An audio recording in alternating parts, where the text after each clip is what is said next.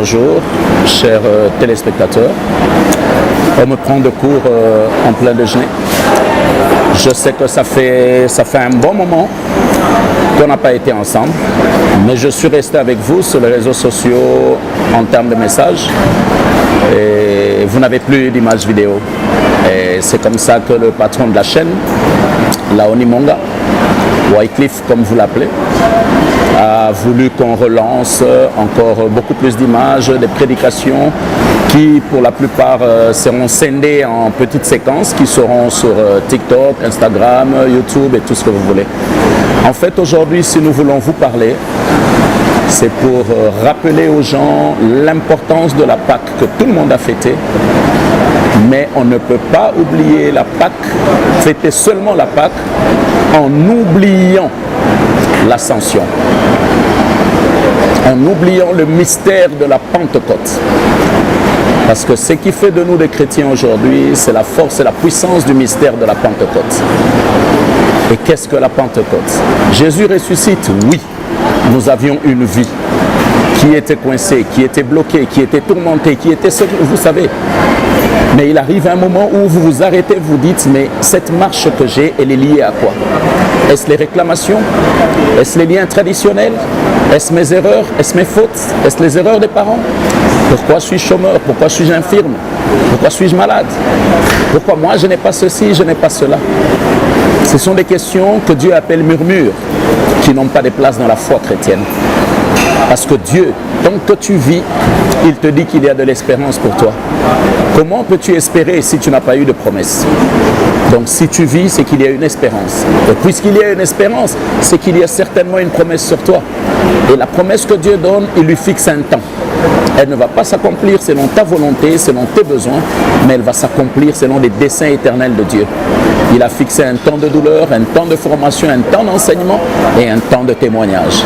Et c'est ça qui cache le mystère de la force de la Pentecôte. Nous renaissons, nous revivons comme Christ à la Pâque par la prise de conscience de ce que nous avons vécu ou des erreurs que nous avons commises en cherchant à les améliorer, à vivre mieux, à vivre au modèle du chrétien, du vase d'honneur que le potier fait pour sa gloire. C'est à ce moment-là que nous symbolisons cette Pâque. Jésus est rené et ressuscité non pas dans la chair que Marie a portée, que Marie a suivi avec le sang lié au prophète. Non, mais Jésus est rené, Fils de Dieu, un homme esprit. Les œuvres de la chair se sont arrêtées dans la douleur et l'humiliation parce que maintenant c'est le temps de la gloire. Voilà le mystère de la Pâque qui doit être un modèle pour chacun de nous. Nous devons aujourd'hui non pas seulement fêter, danser, boire, nous habiller, faire plaisir aux enfants, mais avoir cette conscience que nous ne sommes plus la personne d'hier. Nous sommes une personne renouvelée dans le témoignage de la grandeur et la fidélité de Dieu, une personne esprit. Et la personne esprit a préséance sur la chair. La chair ne peut plus l'étouffer. Maintenant, nous devons nous laisser guider par l'esprit. Parce qu'après la Pâque, Jésus dit, je ne vous abandonne pas comme des orphelins. Je m'en vais vers le Père. Mais vous me reverrez encore parce que j'habite en vous. Puisque mon esprit que j'envoie demeurera en vous. Et le fait que j'ai fait de vous le temple, la demeure, l'adresse, la maison du Saint-Esprit, il aura 4 missions en vous. La première mission est de nous justifier. C'est pourquoi quand tu essaies de te justifier dans des situations compliquées, le monde t'a toujours vaincu parce qu'il est plus fort que toi. Tu veux aider Dieu. On n'aide pas Dieu. Il faut laisser la justification au Saint-Esprit. Tais-toi, garde silence. Au moment favorable, Dieu met-toi entre des paroles pour séduire et pour convaincre. Il nous enseignera. C'est pourquoi aucun homme n'enseignera plus son prochain, mais c'est le Saint-Esprit qui nous enseignera. Tel que je parle devant vous, je ne suis pas un enseignant. Je reçois la révélation que je partage en portant la parole aux extrémités de la terre. Mais c'est cet esprit qui est en toi, qui a préséance et dominance sur la chair, qui va t'enseigner par rapport à ta situation, par rapport à ta condition. Voilà pourquoi la Bible, les gens l'appellent un livre. Oui, mais ce n'est pas un livre quelconque. Tous les autres livres, quand tu les lis, tu as la même interprétation. Mais la Bible, tu peux le lire 1 million de fois, tu auras 1 million de révélations. Parce que c'est la parole de Dieu. Elle est mystérieuse. Le Saint-Esprit a non seulement la justification et l'enseignement, mais il a aussi la consolation. C'est pourquoi dans des situations très compliquées, Lorsqu'un homme vient te consoler de bon cœur, des fois ses paroles te blessent. Parce que c'est un homme, c'est la chair. Il vient avec la compassion, mais il n'a pas la capacité d'atteindre le fond de ton cœur. Il n'y a que l'Esprit qui peut atteindre le fond du cœur, parce que c'est lui qui connaît la douleur. Et la dernière mission du Saint-Esprit, c'est nous faire marcher dans la crainte de l'Éternel. Voilà pourquoi moi, les gens qui disent qu'eux craignent l'Éternel, ça me fait rire. Tu ne peux pas craindre quelqu'un que tu ne connais pas.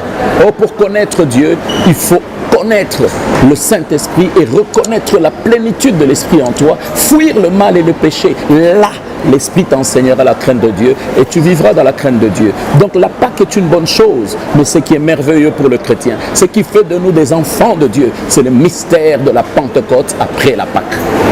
L'ascension, l'enlèvement du Christ. Ça, c'est la plus grande force du chrétien parce que c'est là que nous recevons la dimension divine. C'est là que nous devenons enfants de Dieu. C'est là que nous avons le mandat de la mission que nous avons. Ceci s'appelle docteur, cela s'appelle apôtre, cela s'appelle évangéliste, cela s'appelle prophète, cela s'appelle pasteur, ainsi de suite.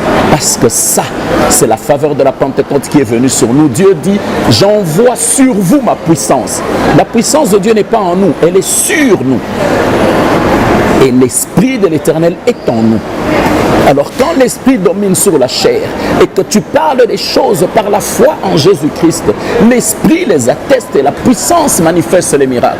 Quand ces choses ne sont pas réunies en toi, bien-aimé, arrête-toi, retire-toi, regarde, répands-toi et corrige ta marche, corrige tes choix, corrige ta vie. Il y a encore temps. C'est encore possible tant que tu vis. Jésus revient bientôt et le troisième jour sonne déjà. La trompette a sonné, Christ est à la porte. L'homme de Bethesda ne savait pas. La douleur était profonde en lui. Mais par cette douleur, cet abandon, cette solitude qui voyait les gens évoluer, chaque fois qu'on l'amenait, il devenait plus malade qu'avant. Parce qu'il voyait des gens guérir, mais lui n'avait personne pour le jeter. Or, le Seigneur que je vous prêche aujourd'hui, ce n'est pas un Seigneur qui jette les gens. Il les ramasse, il les relève, il les établit et il les présente afin qu'ils soient un témoignage de sa gloire. Alors, je souhaite que tu sois un témoignage de la gloire de l'Éternel par ta prise de conscience, ton retour à la personne intérieure qui a existé avant la chair, afin que la divinité de Dieu soit manifestée et qu'en ces temps de la fin, où la réalisation, ou l'accomplissement de la révélation de l'Apocalypse par Jean-Baptiste, par Jean, sur l'île de Patmos, soit un mystère pour lequel toi tu es placé au-dessus comme une lumière des nations. Alors que ta vie soit une Bible que les gens lisent et que tu sois béni. C'est le petit message que j'avais pour chacun de nous après la Pentecôte. Bon appétit à ceux qui mangent comme moi. Bonne journée à ceux qui vont au travail. Et que le Dieu de ma foi, le Dieu de votre espérance soit un miracle dès cet instant dans la vie de chacun de nous. Amen.